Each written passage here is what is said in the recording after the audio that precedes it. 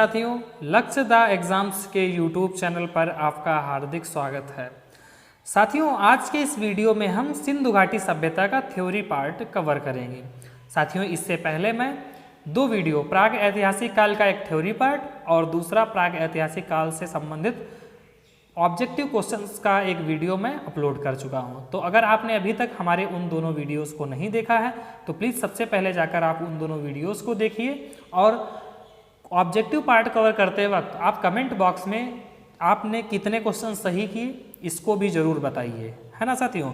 साथियों, यह जो सेशन है, मैं बता देना चाहता हूं कि यह जो सेशन है आपके लिए अत्यंत महत्वपूर्ण है। अगर आप किसी भी वनडे एग्जाम की तैयारी कर रहे हैं, SSC, UP, SSC, railway, XYZ, कोई भी वनडे एग्जाम है जिसमें जीके और जीएस का पोर्शन पूछा जाता है, या यूपी PCS यानी कि स्टेट PCS या यूपीएससी प्रीलिम्स की तैयारी कर रहे हैं, है ना, तो यह प्रीलिम्स तक आपके लिए बहुत ही लाभदायक और रिवीजन के लिए एक बहुत उपयोगी सेशन साबित हो सकता है। तो साथियों, आपसे एक रिक्वेस्ट है, अगर आपने अभी तक हमारे चैनल लक्ष्य द एग्जाम्स को सब्सक्राइब नहीं किया है तो प्लीज़ सबसे पहले हमारे यूट्यूब चैनल लक्ष्य द एग्जाम्स को सब्सक्राइब कीजिए और अपने दोस्तों में शेयर कीजिए।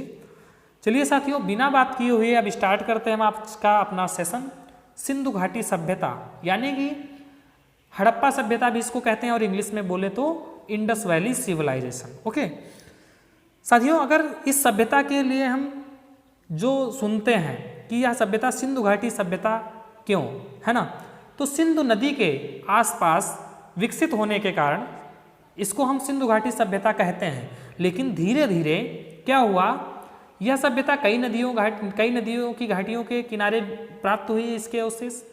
तो इतिहासकारों ने सोचा कि सिंधु घाटी सभ्यता, इसका नाम जो है सर्वथा उचित नहीं है ना, क्योंकि बहुत सारी नदियां हैं, उनके किनारे कई सारे स्थल खोजे गए हैं। तो इस प्रकार से जो सबसे पहले स्थल खोजा गया था सिंधु घाटी सभ्यता का, हड़प्पा, तो हड़प्पा जो कि सबसे पहले 1921 में इसकी खोज हुई थी, इसलिए इस सभ्यता को हड़प्पा के नाम से हड़प्पा सभ्यता भी कहते हैं। साथियों, प्रथम स्थल हड़प्पा की खोज होने के कारण इस सभ्यता को हम हड़प्पा सभ्यता कहते हैं। वैसे तो इस सभ्यता के लिए 3 नामों का प्रयोग किया जाता है, सिंधु सभ्यता, सिंधु घाटी की सभ्यता और हड़प्पा सभ्यता। साथियों, सिंधु घाटी सभ्यता की खोज दयाराम साहनी ने 1921 में की।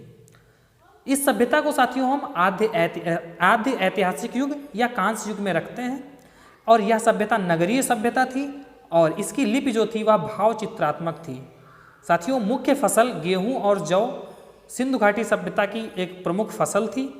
सर्वाधिक मान्य तिथि जो कि 2500 ईसा पूर्व से 1750 ईसा पूर्व तक थी। सिंधु घाटी सभ्यता का सर्वाधिक मान्य जो काल है वह 2500 ईसा पूर्व से 1750 ईसा पूर्व माना गया है, जो कि कार्बन डेटिंग से प्रमाणित है ना, जो कि हमारी कार्बन डेटिंग पद्धति है C14, उससे यह प्रमाणित है।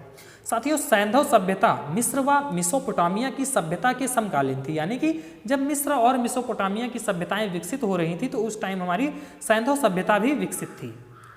साथियों, सैंधव सभ्यता के अगर हम विस्तार की बात करें तो इसका विस्तार, सैंधव सभ्यता का जो विस्तार का आकार है वह त्रिभुजाकार था। कैसा था? त्रिभुजाकार था। साथियों, अगर हम इसके उत्तरी विस्तार की बात करें तो यह मांडा जम्मू कश्मीर में चिनाब नदी के तट तक था, और इसकी दक्षिणी सीमा की बात करें या दक्षिणी विस्तार की बात करें तो इसका दक्षिणी विस्तार दैमाबाद जो कि महाराष्ट्र में प्रवरा नदी यानी कि गोदावरी नदी की सहायक नदी प्रवरा नदी के तट तक था। साथियों, अगर हम इसके पूर्वी विस्तार की बात करें तो आलमगीरपुर उत्तर प्रदेश जो कि हिंडन नदी के तट पर है वहाँ तक था, और इसके पश्चिमी विस्तार की बात करें तो पश्चिमी विस्तार सुक्ता गेंडोर जो कि दास्क नदी के तट पर स्थित है बलूचिस्तान पाकिस्तान में, वहाँ तक था। साथियों, अब इसको हम मैप में देखते हैं, यह जो ब्राउन कलर का पोर्शन देख रहे हैं आप, यह सिंधु घाटी सभ्यता का ही स्थल है, यानी कि हड़प्पा सभ्यता का ही स्थल है। साथियों, अगर इसमें हम इन कॉर्नर्स को मिलाएं, है ना, इनको मिलाएं तो यह ट्रायंगुलर शेप में है, इसलिए इसका जो आकार है वह त्रिभुजाकार था। साथियों, भारत में सिंधु घाटी सभ्यता के जो स्थल प्राप्त हुए हैं, जो इसका विस्तार है वह किन किन राज्यों में है उसकी चर्चा कर लेते हैं। साथियों, तो सिंधु घाटी सभ्यता का विस्तार भारत में पंजाब में, गुजरात में, राजस्थान में, हरियाणा में, पश्चिमी उत्तर प्रदेश में, जम्मू कश्मीर और महाराष्ट्र में था। जबकि पाकिस्तान में अगर हम इसके विस्तार की बात करें तो पाकिस्तान में इसका विस्तार बलूचिस्तान, पंजाब और सिंध में था। साथियों सिंधु घाटी सभ्यता के 6 बड़े नगर थे, हड़प्पा, मोहनजोदड़ो, धौलावीरा, गढ़वारीवाला, राखीगढ़ी और कालीबंगन। साथियों भारत में इस सभ्यता का सबसे बड़ा स्थल जो था वह राखीगढ़ी था, है ना। अगर पूछा जाए कि सिंधु घाटी सभ्यता का सबसे बड़ा स्थल जो कि भारत में, है ना, भारत में सबसे बड़ा स्थल कौन सा है, वह है राखीगढ़ी, जबकि सिंधु घाटी का सबसे बड़ा स्थल मोहनजोदड़ो है ना। अगर सिंधु घाटी का सबसे बड़ा स्थल पूछा जाए तो मोहनजोदड़ो होगा, और भारत में सिंधु घाटी सभ्यता का सबसे बड़ा स्थल पूछा जाए तो वह राखीगढ़ी। साथियों अब हम बात करेंगे हड़प्पा की, है ना। अब 1 बाय 1 हम सभी का जो मुख्य सभी के जो मुख्य बिंदु हैं उन सभी बिंदुओं पर चर्चा कर लेते हैं, है ना। हड़प्पा सभ्यता का जो प्रथम नगर था वह हड़प्पा ही था, सबसे पहला नगर हड़प्पा खोजा गया, इसलिए इसको हम सिंधु घाटी सभ्यता को हड़प्पा सभ्यता भी कहते हैं। साथियों इसका जो उत्खनन था वह दयाराम शाहनी ने 1921 में किया। साथियों हड़प्पा जो है वह रावी नदी के तट पर स्थित है, मांटगोमरी जिला साहिवाल पाकिस्तान में स्थित है। साथियों यहाँ से जो प्रमुख साक्ष्य प्राप्त हुए हैं जैसे कि उर्वरता की देवी का चित्र जो कि एक मुहर पे प्राप्त हुआ है, ईंटों के वृत्ताकार चबूतरे प्राप्त हुए हैं, समाधि R37, पीतल का बना इक्का जो आप पिक्चर में देख पा रहे हैं, और 2 टीलों के साक्ष्य यहाँ से प्राप्त हुए हैं, पूर्वी टीला जिसको नगर टीला कहते थे और दूसरा जो है वह पश्चिमी टीला जिसको दुर्ग टीला कहते थे। साथियों मोहनजोदड़ो की अगर हम बात करें तो मोहनजोदड़ो का स्थानीय भाषा में अर्थ होता है मृतकों का टीला। इसका उत्खनन राखाल दास बनर्जी ने 1922 में कराया था और यह लड़काना जिला सिंध प्रांत पाकिस्तान में स्थित है, सिंधु नदी के दाएं तट पर स्थित है। मोहनजोदड़ो जो है वह सिंधु नदी के दाएं तट पर स्थित है। साथियों यहाँ से जो कुछ प्रमुख साक्ष्य प्राप्त हुए हैं उनकी बात कर लेते हैं। तो यहाँ से एक वृहद स्नानागार प्राप्त हुआ है जो कि मुख्यतः इस सभ्यता का है ना, सिंधु घाटी सभ्यता का सबसे बड़ा स्थल है।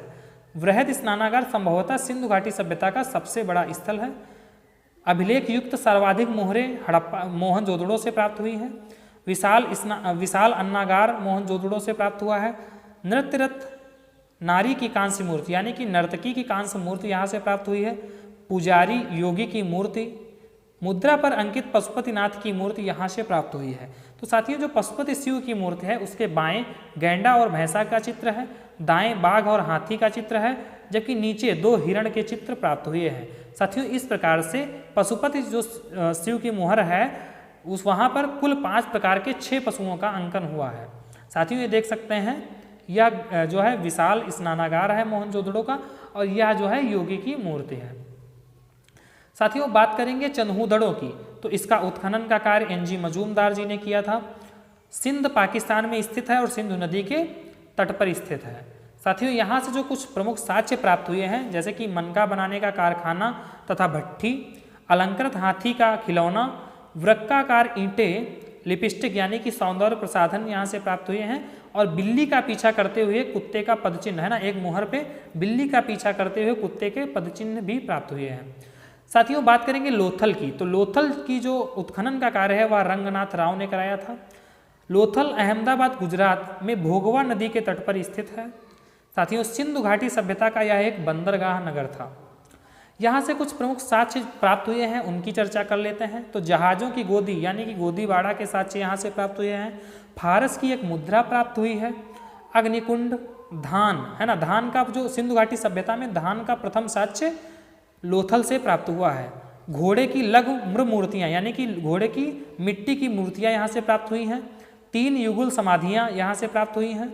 दरवाजे मुख्य सड़क की ओर खुलते थे, ऐसे यहाँ से साक्ष्य प्राप्त हुए हैं।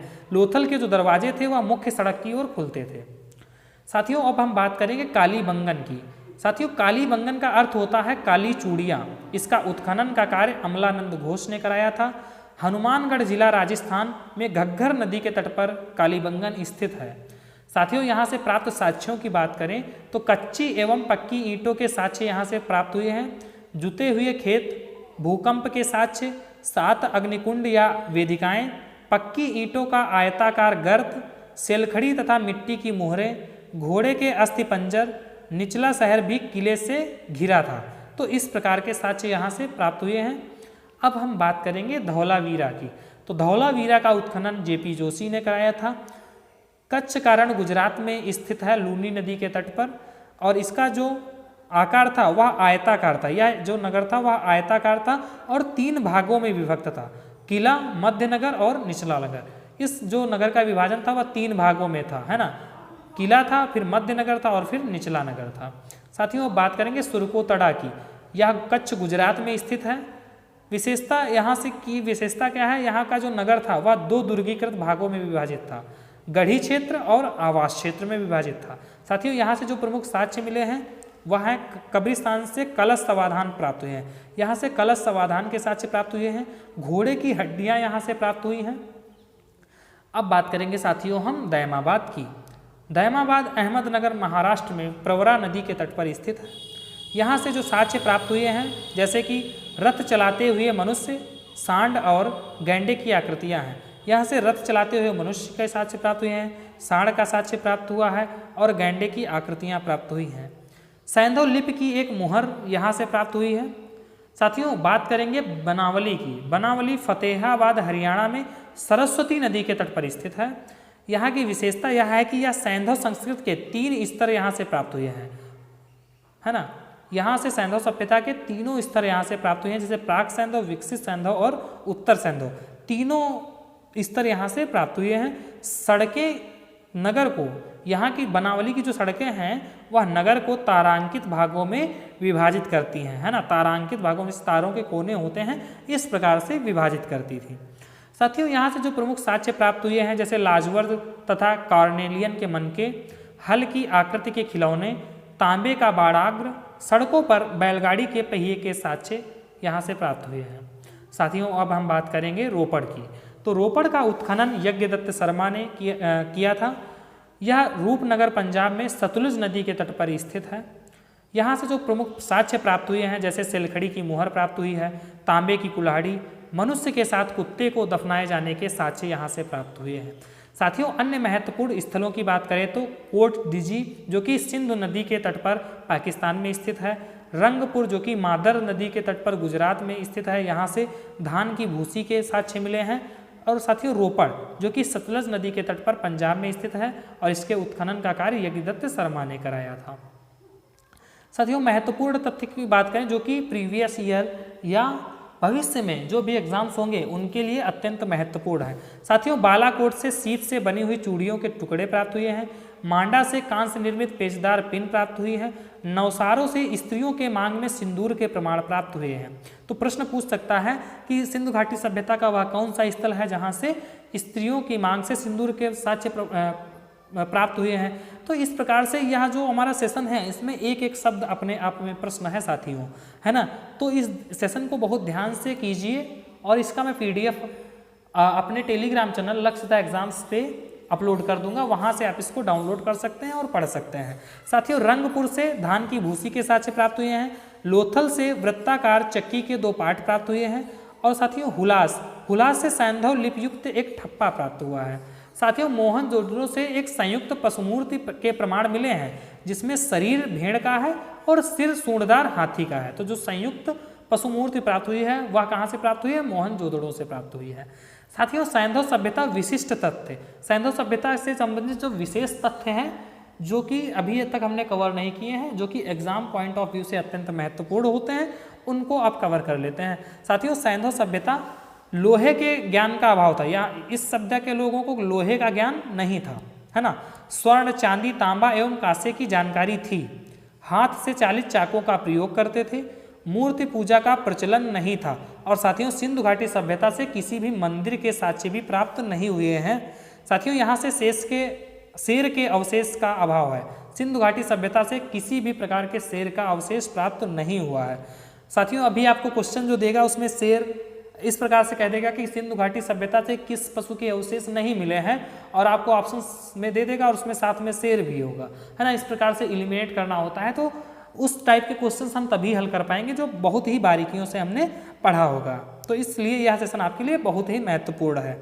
शेर के अवशेष का अभाव है। घोड़े के अवशेष प्राप्त हैं परंतु चित्र का अभाव है। घोड़े के अवशेष तो प्राप्त हुई है, मूर्तियाँ सुरकोतड़ा से लोथल से प्राप्त हुई हैं, लेकिन घोड़े के जो साक्ष्य हैं, अवशेष हैं, है ना, उनका अभाव है ना, चित्र ही प्राप्त हुए हैं।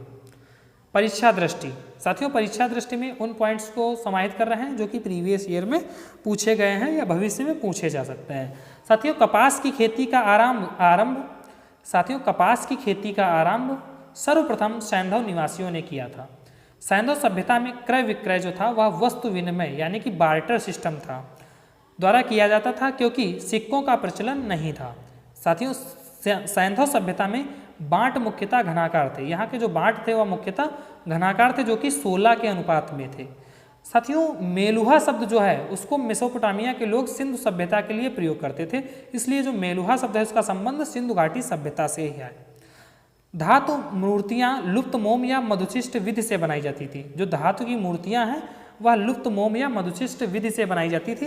जैसे कि यूपी पेट 2022 में क्वेश्चन पूछा गया था कि जो सिंधु घाटी सभ्यता में कांस्य की नर्तकी की जो कांस्य मूर्ति है वह किस विधि से बनाई गई थी, तो उसमें ऑप्शंस में मोम या मधुशिष्ट विधि का भी वर्णन था।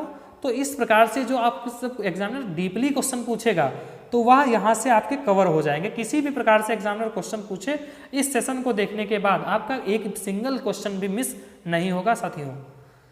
साथियों सर्वाधिक मूर्तियां जो हैं वह पशु पक्षियों की प्राप्त हुई हैं। सैंधव सभ्यता से सर्वाधिक मिट्टी की जो मूर्तियां हैं वह पशु पक्षियों की प्राप्त हुई हैं। सर्वाधिक मोहरें सेलखड़ी की बनी हैं। सिंधु सभ्यता की मोहरों पर सर्वाधिक अंकन एक श्रृंगी बैल का है तथा उसके बाद कुबड़ वाले बैल का है। सबसे ज्यादा अंकन जो है एक श्रृंगी बैल का हुआ है और उसके बाद कुबड़ वाले बैल का हुआ है। इस काल का प्रमुख खेल पासा था। लोग शिकार और अन्य तरह के भी मनोरंजन की तरह इन सब चीज़ों को प्रयोग करते थे, लेकिन जो प्रमुख खेल था वह पासा था। साथियों स्वतंत्रता के बाद सर्वाधिक स्थल गुजरात में खोजे गए हैं। सिंधु घाटी सभ्यता के सर्वाधिक स्थल भारत में स्वतंत्रता के बाद गुजरात में खोजे गए हैं। साथियों अब हम विविध की बात कर लेते हैं। जो भी हमारे फैक्ट्स छूट गए हैं अभी तक, अब हम विविध में उन सभी फैक्ट्स को समाहित कर लेंगे ताकि हमारा एक सिंगल पॉइंट भी मिस ना होने पाए। साथियों मनके बनाने का कारखाना लोथल एवं चन्हूदड़ों से प्राप्त हुए हैं। सैंधववासी सूती वस्त्र एवं ऊनी वस्त्रों का प्रयोग करते थे। सिंधु सभ्यता के लोग काले रंग के डिजाइन किए हुए लाल मिट्टी के बर्तन बनाते थे। शवों को जलाने एवं दफनाने दोनों प्रथाएं प्रचलित थी, है ना, दोनों तरह के अवशेष मिले हैं। हड़प्पा में शवों को दफनाने जबकि मोहनजोदड़ो में जलाने की प्रथा थी। लोथल एवं कालीबंगन में युग्म समाधियां मिली हैं। सैंधव सभ्यता के विनाश का सबसे प्रभावी कारण बाढ़ को माना जाता है। तो साथियों यह था हमारा आज का सेशन। उम्मीद करते हैं आपको पसंद आया होगा।